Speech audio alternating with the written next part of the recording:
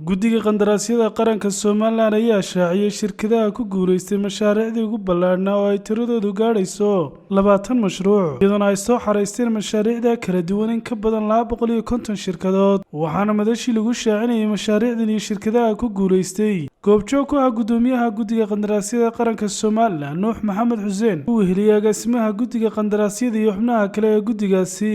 mas'uuliyiin ka socday wasaaradda caafimaadka iyo maaliyadda iyo badi shirkadihii kala duwan ee soo xareystay tartanka mashaariicdani ugu horreyn gudoomiyaha guddiga qandaraasyada qaranka Soomaaliland Nuux Maxamed Xuseen ayaa halkaas ka shaaciyay 19 shirkadood oo ku guuleystay mashaariicdaasi oo ay wehelisay shirkadda ku guuleysatay dib u habeyn lagu sameeyay qaybo ka mid ah wasaaradda warfaafinta Soomaaliland saaka waxaad naga sugayseen inaanu idin sheegno 19 qandaraas aynu furannay October sidii loo kala helay sidan baana loo kala helay qandaraaska kordhinta dhismaha xanaanada xoolaha ee Oodweyne ee gobolka Daadmareed waxa ku soo tartamay 12 shirkadood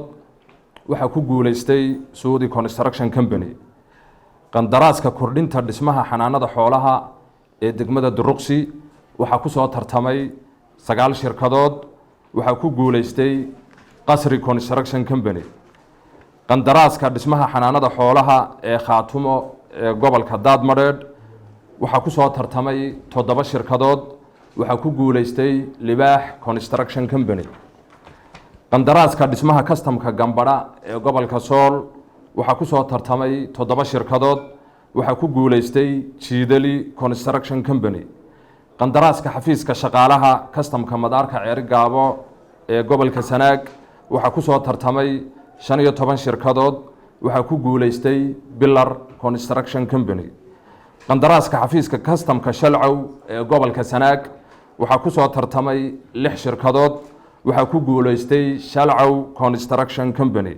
qandaraaska xafiiska shaqaalaha customka Faraweyne ee gobolka Maroodijeex waxa ku soo tartamay 16 shirkadood waxa ku guuleystay Same Gaboobe Construction Company qandaraaska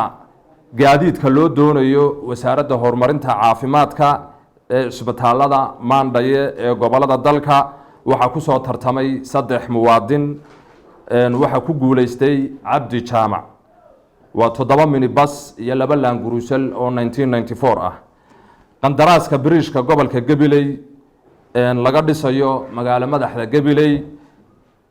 waxa ku soo tartamay 12 shirkadood waxa ku guuleystay Xaaji Muuse Construction Company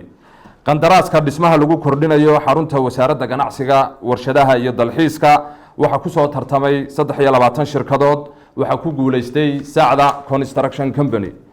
qandaraaska dhismaha xarunta wasaaradda ganacsiga warshadaha iyo dalxiiska ee gobolka Togdheer magaalo madaxda Burco waxa ku soo tartamay 23 shirkadood waxa ku guuleystay Udub Construction Company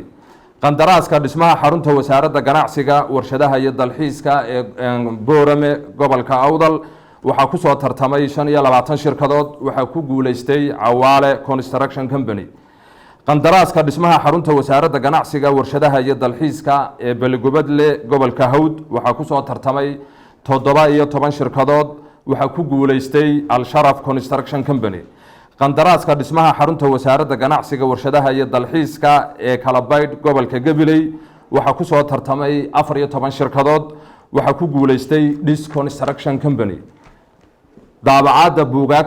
daabacaadda buugaagta dalxiiska wasaaradda ganacsiga iyo warshadaha iyo dalxiiska waxa ku soo tartamay 8 shirkadood waxa ku guuleystay Sagal Jet qandaraaska gaadiidka kirada ah ee loo doonayo wasaaradda horumarinta caafimaadka waxa ku soo tartamay 9 shirkadood waxa ku guuleystay Kaafi qandaraaska dawada shaybaarka wasaaradda xanaanada xoolaha iyo horumarinta kalluumaysiga waxa ku soo tartamay 3 shirkadood waxa ku guuleystay Aliko calafka xoolaha ee loo doonayay wasaaradda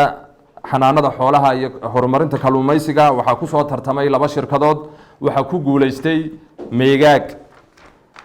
dawada loo doonayo isbitaalada dhimirka ee gobolada dalka ee wasaaradda horumarinta caafimaadka waxa ku soo tartamay 4 shirkadood waxa ku guuleystay Liibaan aan Iimaan abaynta istuudiyayaasha wasaaradda warfaafinta waxa ku soo tartamay 23 shirkadood waxaa ku guulaystay Horumarkaal Construction Company. dhankooda iyaguna halkaasi waxaa ka hadlay mas'uuliyiin ka socday wasaaradda caafimaadka iyo maaliyadda iyo shirkadihii kala duwanaa ee tartankani galay dariiqadii ay soo mareen sidii loo xayeysiiyey habkii lanagu wargelinaya had iyo jeer kula soconay iyo maantaba sida moogtahay maxaan ku dhahay furitaankan u dhacay runtii aad iyo aad baan ugu qanacsanahay oo kastamada xafiisyada kastamada shaqaalaha gambara shalcaw faraweyne iyo cergaabo marka si fiican baan ay u dhacday waxaan aad iyo aad ugu mahadnaqanaa guddida qandaraasyada qaranka insha Allah shaqoodan ku guuleysanay Oodweyne waxaanu ballan qaadaynaa inaanu qaranka u qabanno shaqo qurux badan oo wanaagsan oo shirkadda Liban sidii uu tartanku u dhacay runtii oo haasi transparent oo cad aan ku qanacnay runtii waxaana shirkadaha kale laftirkooduna way ku qanceen intaan guul daraystay marna waan guuleystay maantana waan guuleystay waxa weeye maalina adaale maalina khayrka abaale waxa weeye waxaan u mahadcelinayaa guddida qandaraasyada qaranka Ismaan Axmed Ismaan Saab TV Hargeysa